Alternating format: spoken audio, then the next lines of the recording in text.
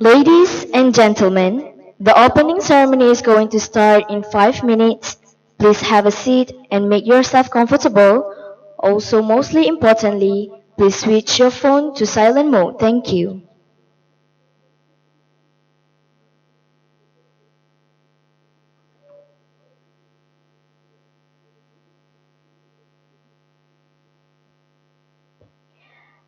Excellencies, distinguished guests, participants, ladies and gentlemen. Assalamualaikum warahmatullahi wabarakatuh. Peace be upon you.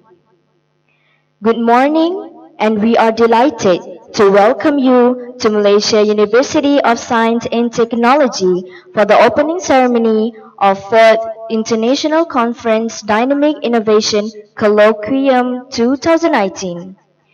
The Dean of Institute of Postgraduate Studies, Associate Professor Dr. Kashaya Yazdani, Professor Dr. Selapan Palaniapan, Associate Professor Dr. Syed Muhammad Reza, Dr. Haji Kamal, and presenters, participants of Colloquium 2019. The International Conference Dynamic Innovation consists of international conference on several clusters of topics and colloquium for Doctor of Philosophy presenters. This conference to bring together academia, researchers, and practitioners together and garner the views of others.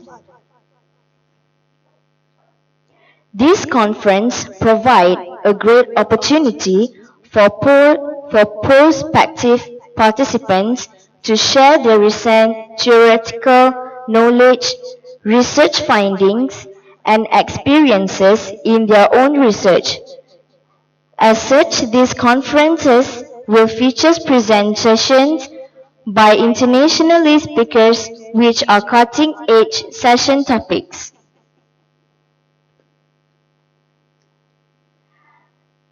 Excellencies, participants, ladies and gentlemen, we are now going to listen to the opening speech delivered by Associate Professor, the Dean of Institute of Postgraduate Studies. Ladies and gentlemen, please welcome Professor Dr. Sureswaran Ramadas.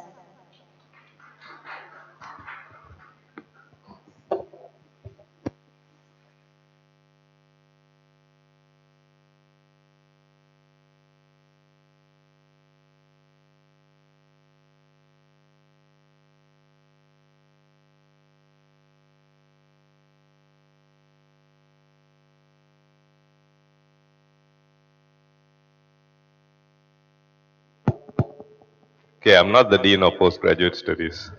So, good morning, all of you. It's a nice day out there, lovely day. I have to put you into this hall, make you listen to a talk. Talks for 1 hour. What is the talk about? Can I get the details on the slide? Who's controlling the slides? Okay. I get to control the slides.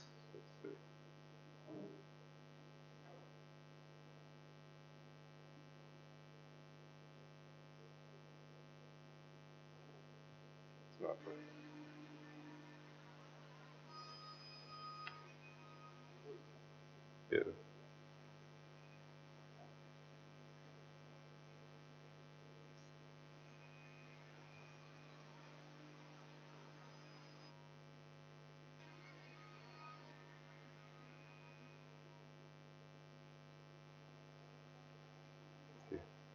Which one? Below one. Okay. Okay. I'll talk about commercialization of intellectual property. I've given this talk to some of the staff here before, so they're going to hear it for a second time. But it's mainly for the benefit of the students. Most of you here are PhDs. How many of you PhD students? Can I see a raise of hands? Most are PhD students. How many master students? Okay. So in between, you have lost students. You have PhDs, you have staff, and then a few of them are still looking at their mobile phones. Okay. Um, Prof. Prem is actually supposed to give the keynote today. I think he's still stuck in Bangkok having a meeting there. And the keynote was supposed to be on Industry 4.0, which is Kashaya's expertise. So Kashaya should be talking today. But since they can't make it, I'm going to give this talk. So the first question that comes to mind, a lot of us researchers, PhD, you're creating intellectual property. Your PhD is intellectual property. Your PhD cannot be a PhD unless it has something innovative in it. If not, you don't get a PhD. Right? So the moment you have something innovative, it is intellectual property and that belongs to you.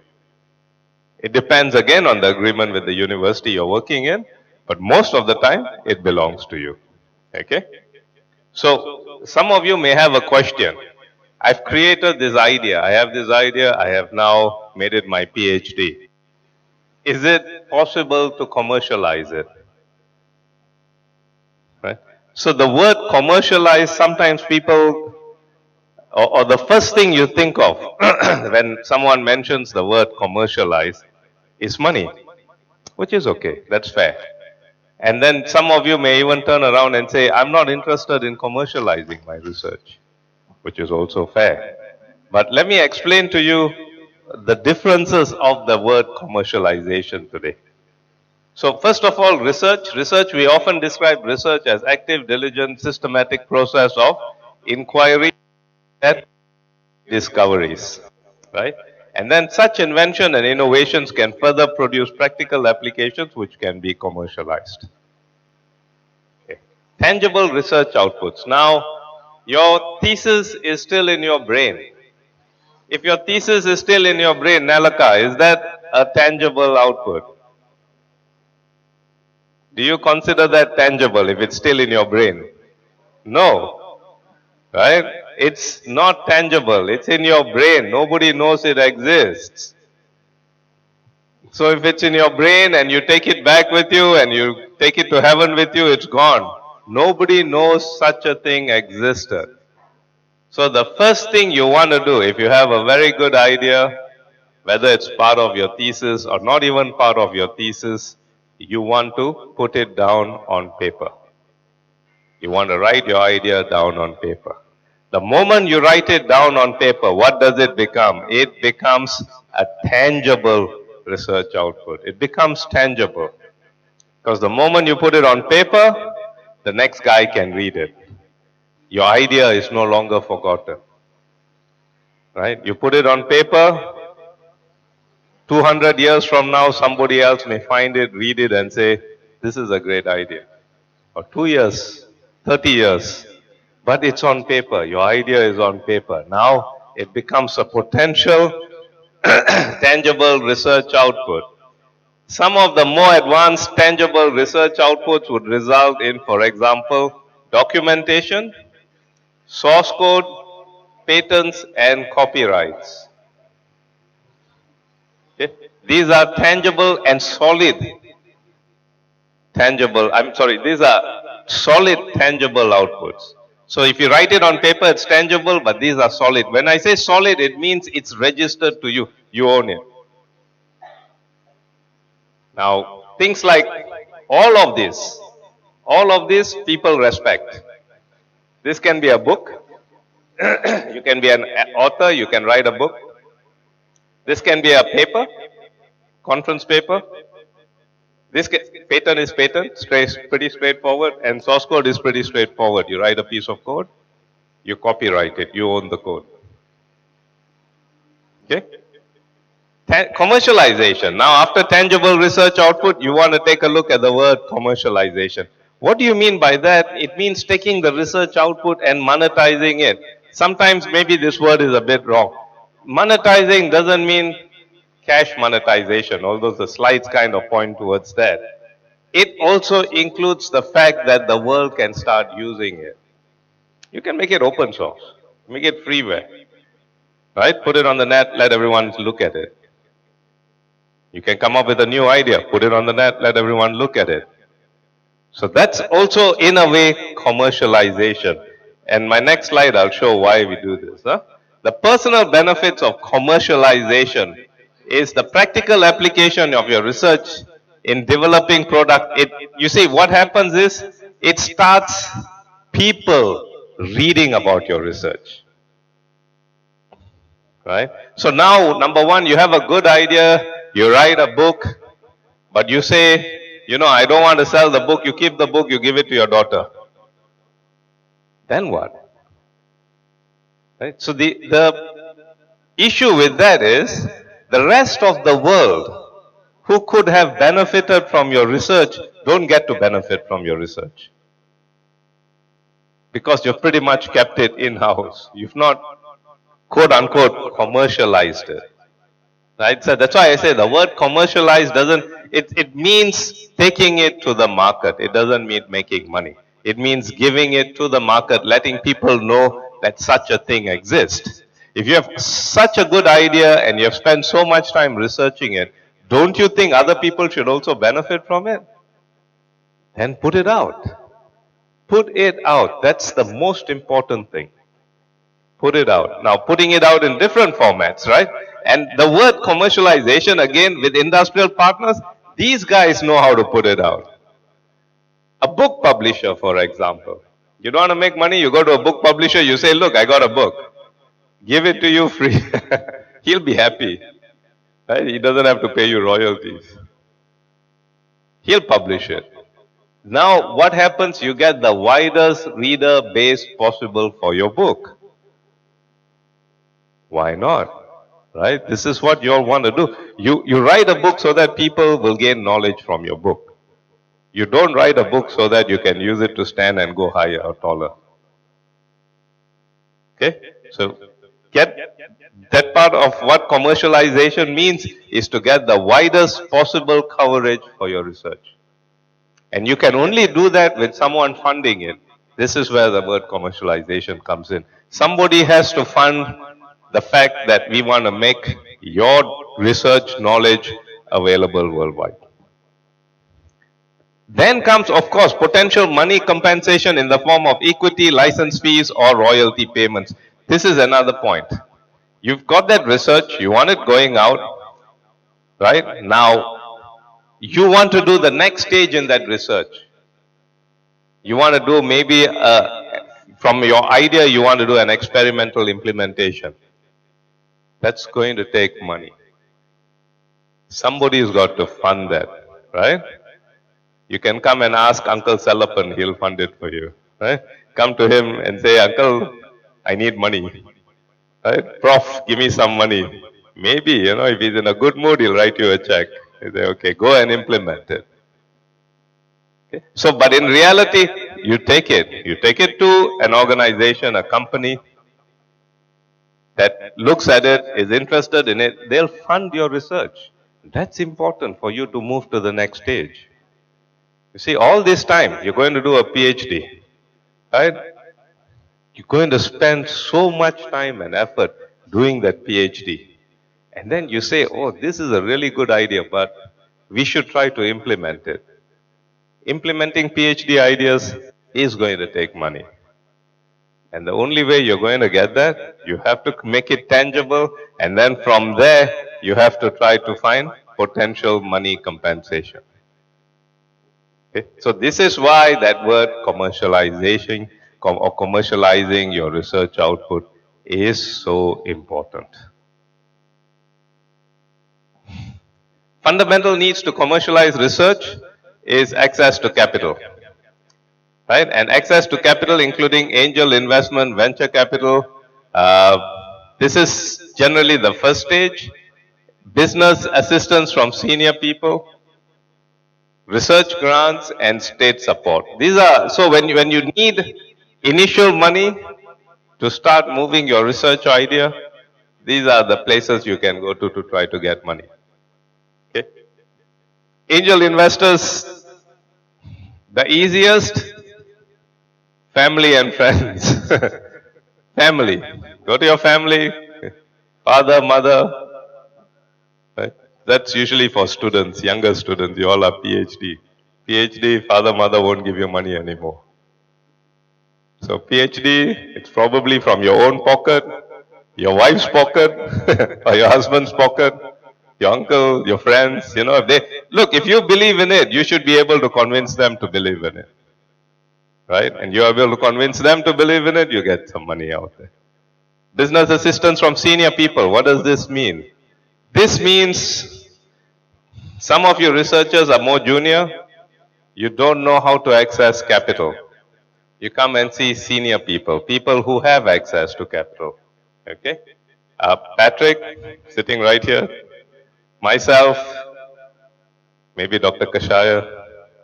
These are people who have industrial contacts. We have knowledge with people in industry. We know people who are going to fund us. Right? I think seeing Dr. Khan sitting there looking at a phone, she has contacts. Right? Research grants. Research grants are widely available. You get usually from your university first. The university has grants. MUST does have grants. Small amounts, but I think you can apply for them. Prof. Salapan, we have grants? We do, right? Ad hoc. Yeah. So ad hoc, you can write in and actually ask. Nobody, very few people do that, which is surprising. You should write it. Okay? 10,000 to get some equipment to start some experiments. Why not? Research grants in bigger amounts for Malaysia comes from the Ministry of Science. Mostly gives out grants up to $500,000 ringgit. They give out grants if you, especially if you have an industrial partner, they will give you, I won't say they will give you, but you can apply for grants up to $500,000 ringgit. It's there, it's on the website, you can go see it. It's not a very difficult application, you can put it in. Who knows, lucky you get a committee who sees what you see, in your research, they'll fund it. Nothing to lose, everything to gain. Huh? Put that application in. State support via loans, matching support, etc. Right now, I'm involved in currently one request by the ministry. Ministry of Communications has put out a request for those doing work in 5G, IPv6, next generation, industrial automation. So that's something that this university is good in. You see that word right there on the wall, Industry 4.0. That's exactly what all those four things match. Right? So we will be applying for that grant. Creating intellectual property. Okay, industry will support tangible research outputs. If you say, I have an idea, the guy says, where is it? You say, it's in your brain. He says, good luck. Right? If you say, I have an idea, he says, where is it? You say, I have a patent. He says, I want to talk to you. Okay? So you should have a patent, copyright, a software system, or products. Products can be in pilot stage. It doesn't have to be nice finished products. Right? So it can be in different formats. Some of the staff here, have written software products. So these systems can be in pilot form. You can take it and show it to people, and then the people who are interested will say, oh, okay, good, you have something I can see. It looks raw, but it's got potential. I can't remember your name, but he had an ERP system he has built. Runner right there. So he's already been showing you. Don't ever think that you are without support. You are a student of MUST. MUST plays a role. So MUST is looking at, I think, an RMO right now, but even if it's not fully there, MUST will support your research. And universities have what we call a research management office. This is usually a one-stop center where they're looking at grant information, research. So the university then can actually fund your startup. Right? They will fund your research in a small way, and then if you feel that now you've gone to the next stage, it is possible to ask the university funds to do a startup. Why not? Right? And the University Inc. will help to market and promote your expertise, or mainly your R&D product, right? So if you have a project, you have a product, then the university can help. May not have all of these, but they can help definitely. You can approach them. The Malaysian example of grant funding today, you have what we call e-science now. As I said, it's under the Ministry of Science, and you have short-term grants, private angels, but this is the best. Going for the funding from the Ministry of Science is the best because you know that process will also help you build up, understand what it takes to make your project or product something that is viable. Go through the process. Even if you get rejected, that process will help you build maturity to your thinking of the project. Again, here you have more advanced grants that you can apply to. At applied research, this is basic research and applied. Applied research is usually more acceptable to people and industry. Basic research means you're going to do something in terms of quantum physics. So it's very basic. It's core research. So yes, they do fund basic research, but basic research it's difficult to commercialize. You can take the outputs of basic research and then create innovation or inventions on top of it. But otherwise, you have techno funds, CRDF, RU, then you have the innovation fund, you have venture capital and CRDF. Venture capital should be your last stage. I would strongly advise not taking money from venture capital until you've got a good plan, you know you can market it, you've got a good strategy, then you take venture capital funds. Venture capitals are like alongs, huh? They really squeeze you for every penny you have. They'll take maximum benefit out of it. And then finally, what we consider a successful commercialization effort is an IPO.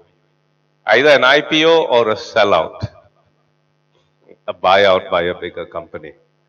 Right? So once you create your idea, you're ready, you list it. You list it, you get multiples of what you initially invested in it. That's the normal. And that's when your venture capitals usually will exit. They come in so that they can get money from here to here. Okay, venture capitals are not necessary. I mean, some of them are useful, some of them are helpful, some of them will help you grow. But their main aim, don't ever forget, their main aim is to make money. So if they invest in you, it's a good thing. That means they see that you have the potential to make money.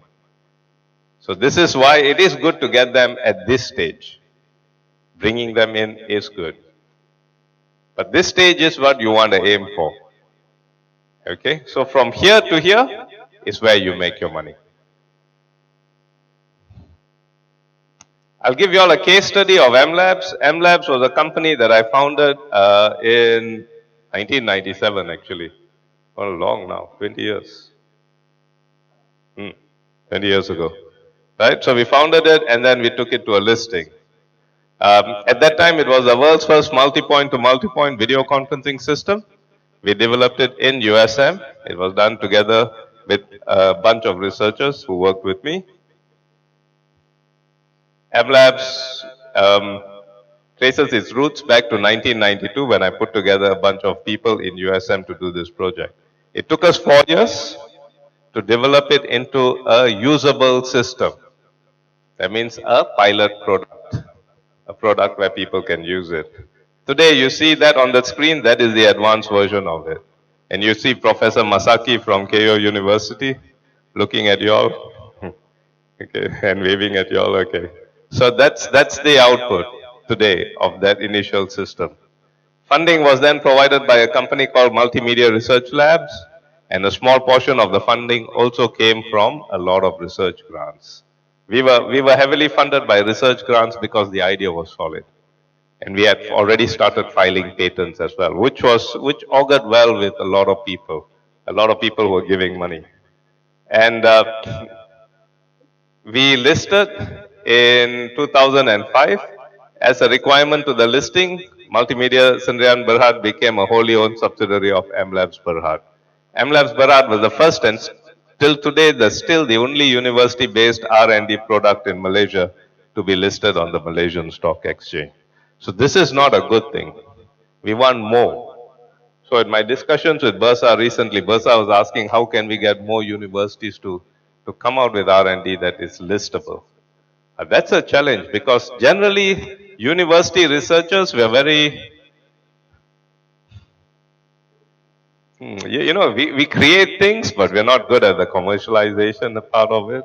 And industry, on the other hand, says working with these university crazies, is very difficult. University guys are crazy. They don't listen. So they avoid. So this is the conflict everywhere. It's all around the world, including Malaysia, where industry says we have difficulty working with university. University says industry, all they want to do is make money. Right? So this is the constant fight. So if you overcome that fight, then you actually get to go to the listing. MLAX is a good example of a public listed company with close ties with the university. Um, MLabs has consultancy agreements with USM.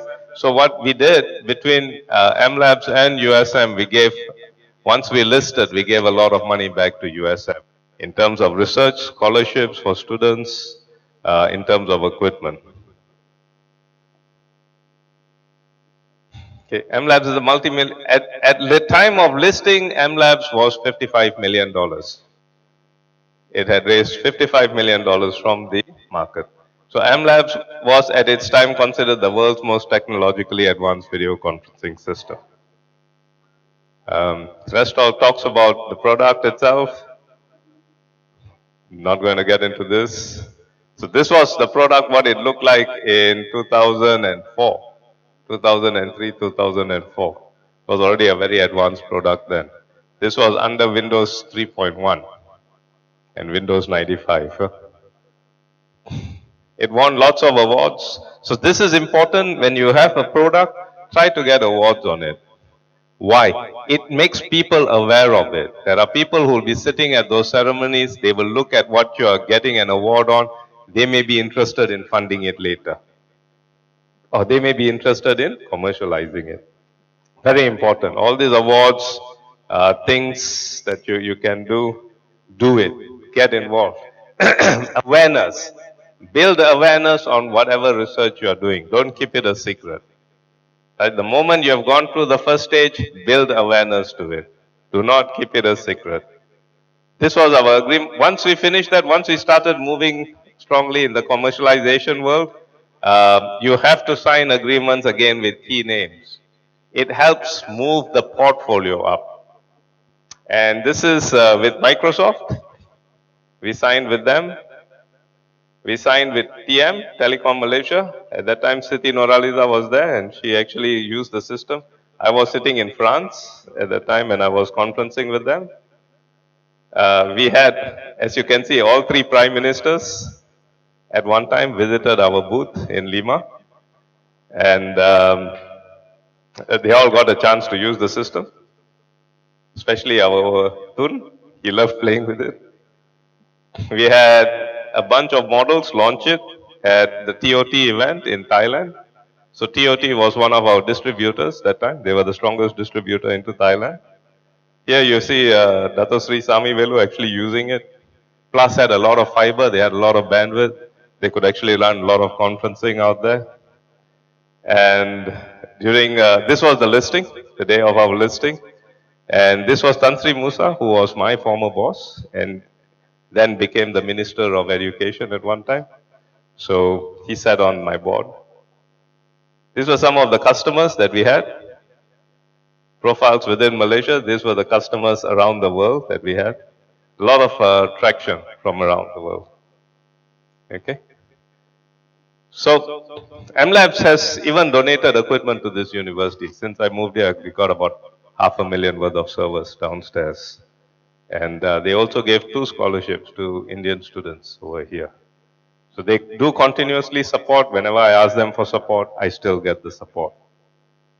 But coming back to moving away from the MLabs and to the technopreneur story, technopreneurs do not follow rules. So if you want to become someone who takes your research idea and moves forward, don't worry too much about rules and regulations. What do I mean by this? This does not mean you can go and steal something and break a rule. No, it's not like that. When we say rules and regulations, it means things like you take the simple idea of Grab or Uber. When Uber or Grab came to Malaysia, they were not following the law. You could not hire people to drive people. That's a job for a taxi. You needed a license. But there was an advantage to what they were doing. They still did it because it was internet based. Right? I'm not, this talk is not on the internet economy, so I won't talk about that. That's a different talk.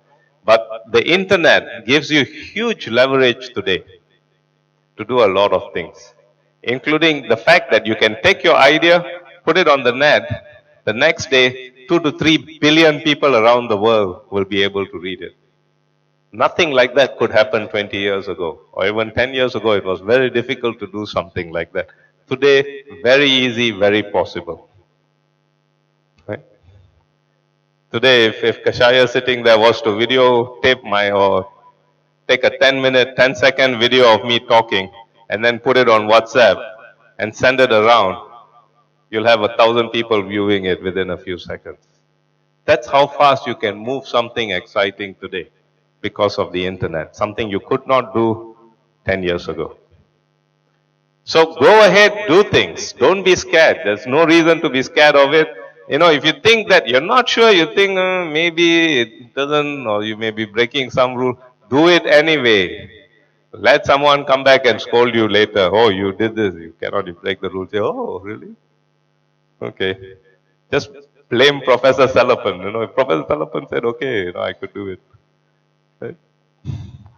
So it's important that you do that. And the second thing is you must build a good and passionate management team. You must have a management team that feels good about what you're doing. If you or your team doesn't believe in what you're doing, then it's already gone. Your team must believe in what you're doing. Right? They must believe, you know, what you're doing is great, the idea is great, we're going to go worldwide with it, we're going to conquer the world with it. Then you've got a really good team, right? So this is very important. Resilience is very important. You will many times be told that your product is not as good, your idea is not as good. Oh, your idea is common, you know, 10 other people have your idea. So what? Don't listen to those people. Listen to the positive people that give you positive comments. Right? There are going to be people that give you negative comments. Some will give you both negative and positive. Take it both. Don't take it in a negative way, take it in a learning way, and then leverage on the positive comments, right? So passion plays an important role. No matter what, keep your passion going. And for most companies to expand rapidly, the founders must have great passion and resilience. So you will fall, you know, that old saying, when you fall down, you get up, you stand, you push yourself again. You know, you keep going. Right? Don't fall down and cry and then say, I don't want to do this anymore. Then you don't have the passion to drive it in the first place. Make sure that you have the passion to drive it. Okay? You must have a technological competitive edge. So whatever you do, there must be something that makes a difference. There must be. This is important. And then tap on, grow on that. Grow on that technological competitive edge. This is what our difference is. And that's what you need to tell people and convince people that it's different from that viewpoint. You must tap into a hot market. The word hot market is a relative word, right? So what may be hot to somebody may not be hot to other people. Don't worry about it. If you feel that that market is a growth market, go ahead, tap on it. It'll get people excited about it. Okay? So, as I said, rule breaking, you're going to break rules. You're going to break things. People are going to say, we are not, a lot of people are going to say, are you sure the rules are okay? Are you sure you've done the regulations on it? Are you sure you're not exposing people to health and so on? Are you sure your system is secure? The normal question, are you sure your system is secure? Nobody can steal the data. No system is secure around the world. No system is 100% secure. So what should you answer? Just say yes. Yeah, we are secure. Right? We've hired security consultants to do the job. Get somebody to check on it. That's all. Give you a certificate. You can never be 100% secure. But don't let that hold you back. Right? If you let that hold you back, you'll never move. Okay? And with this, I end my lecture, but I want to invite Professor Masaki. Masaki, can you say something? Yes, we can hear you. I'll also put the mic near there. Would you like to say something, Masaki, on entrepreneurship?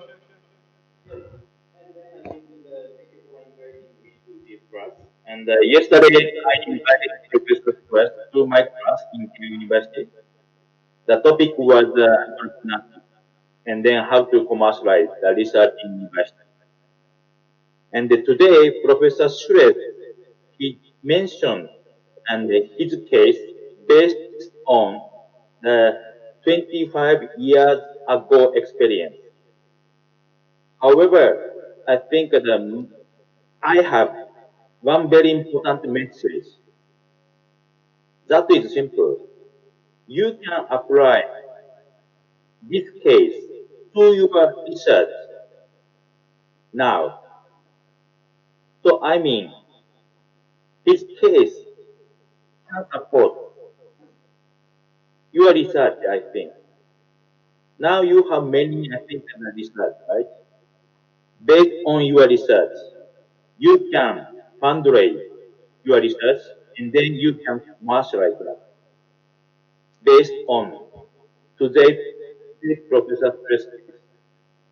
That is, I think, my message. Professor Just Masaki teaches entrepreneurship in Keio University as well. So what you hear is real feedback. Yesterday I gave a lecture to his students remotely from my office, and they're all entrepreneurship students. So they're all students who want to do startups.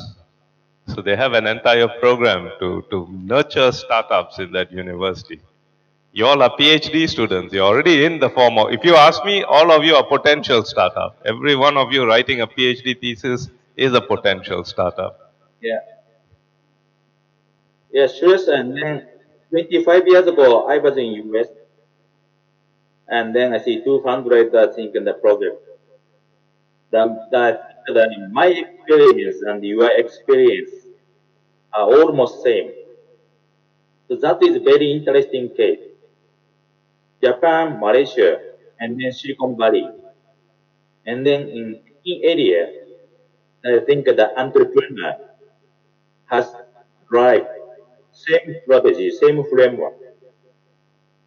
So I think that is a very interesting point. Thank you, Masaki.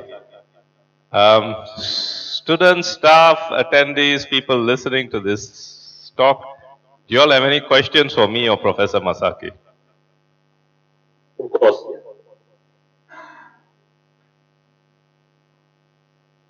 Any questions, students? PhD? Sure.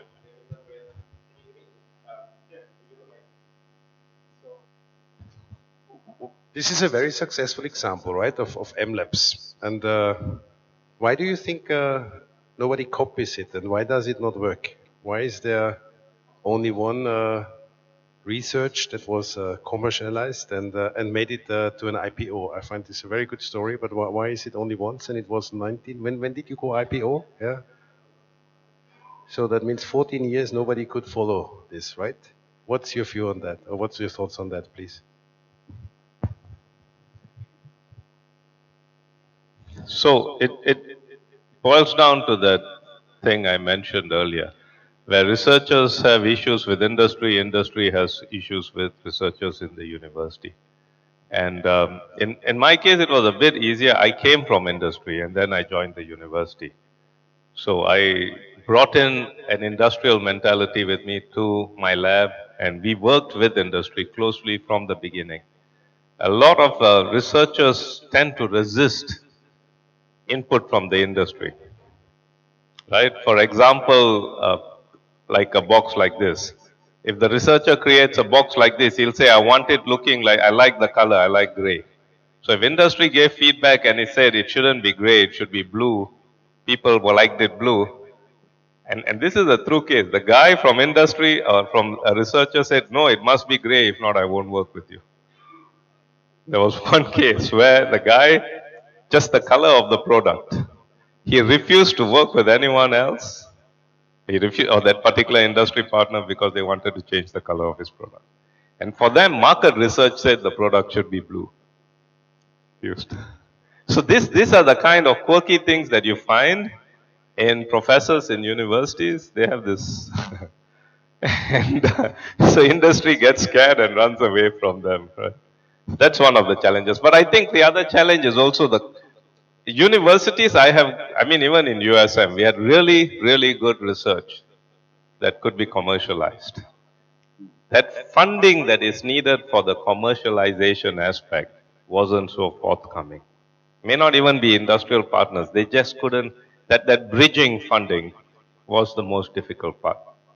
And that's recognized. I mean, it's recognized throughout the world that that potential, you have the research funding and then you have the full commercial funding, but that pilot commercial funding is very difficult to get. There's nobody that puts, or even the organizations don't. So now in Malaysia, CRDF, under MTDC, the Malaysian Technology Development Corporation, has a fund for you all to do this. So if you've reached that stage, the other thing is university researchers don't know about this. A lot of them are in the dark about this.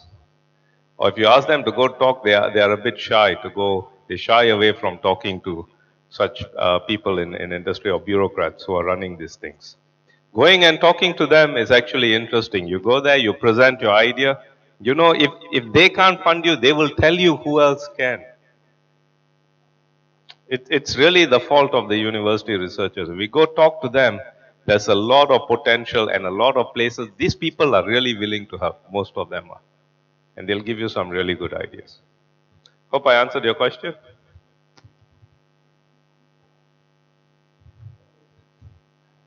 Okay, Prof.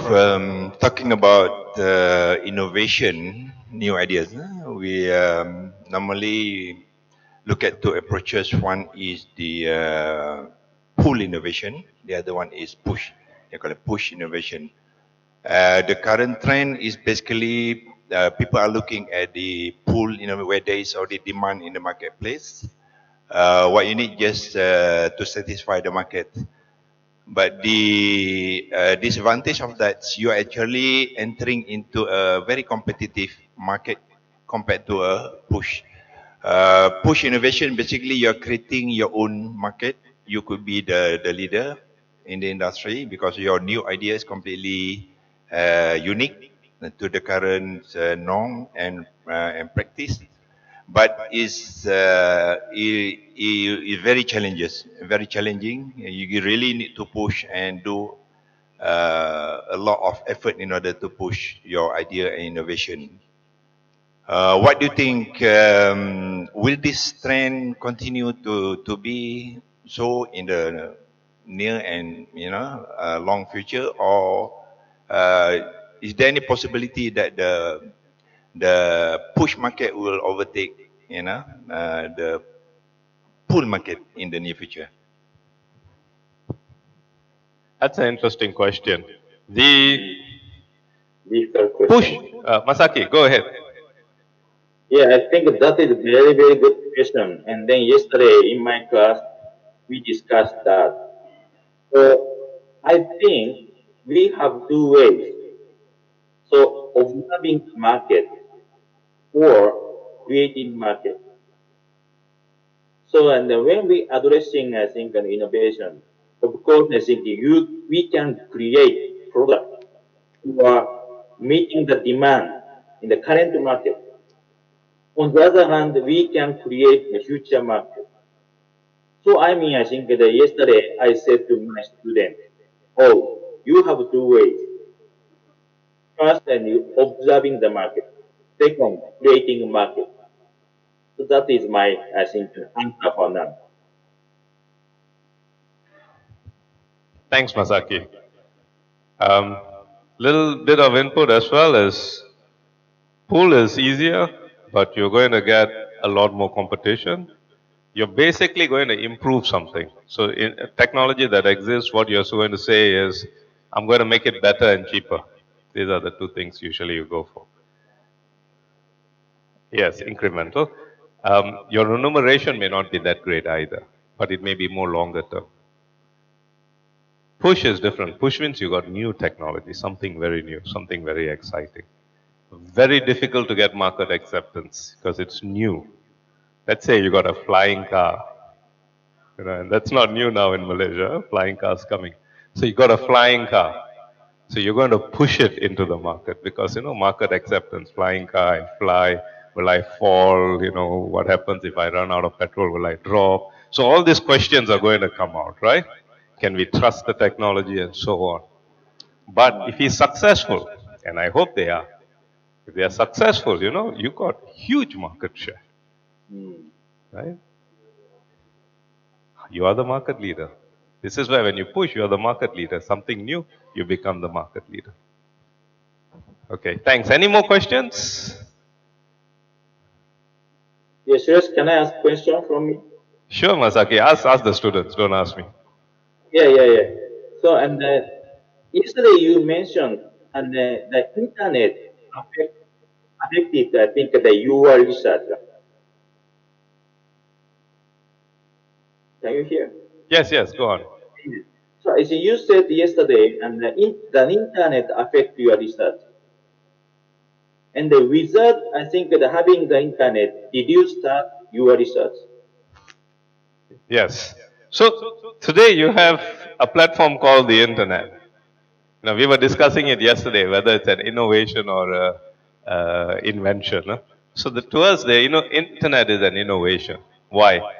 If you have the internet and you don't have any inventions to run on it, then it's no use to anyone. If you don't have a mobile phone to connect to the internet, it's no use to anyone. Now, if you have a mobile phone but you don't have apps, that's still no use to anyone, right? So all those are inventions that ride on an innovation, the innovation being the internet. Today, all of you can ride on it. Any idea all of you have, the first thing you do is probably you'll create a website that's going to be on the internet. So this is something, an advantage that you all have that researchers 10 years ago, 15 years ago did not have. Right? You have this wonderful technology. I can get someone from Japan to come right in and talk to you all. Right? Right there. In real time, live. You could not do this 20, 25 years ago. Or 20 years ago, if you did it, it was expensive. The internet bandwidth was difficult. Right? 10 years ago, it became more prevalent. Today, it's easy. Right? So last night, I messaged Hafiz to help me set this up, Kashaya to help me set this up. Today, it's up. In 8 hours, and they came in the morning, just put it up. That's how fast. That's technology evolution. So that is the things that you all can make use of in order to bring forth your technology or your idea into the market. Interesting. Okay, with this, let's give Professor Masaki a big hand. Thanks, Masaki. Yeah. It was good seeing you. Yeah. Jason. Okay, thank you. Bye.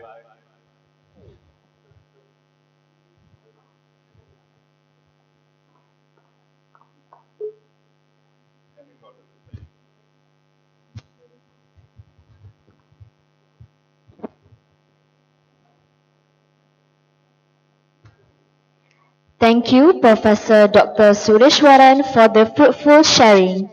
Next, we would like to invite Associate Professor Dr. Kashaya Yazdani to deliver token of appreciation to Prof. Dr. Sureswaran.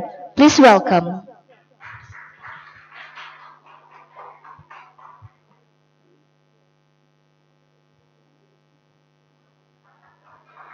Thank you, Associate Professor Dr. Kashayar and Professor Dr. Sureswaran.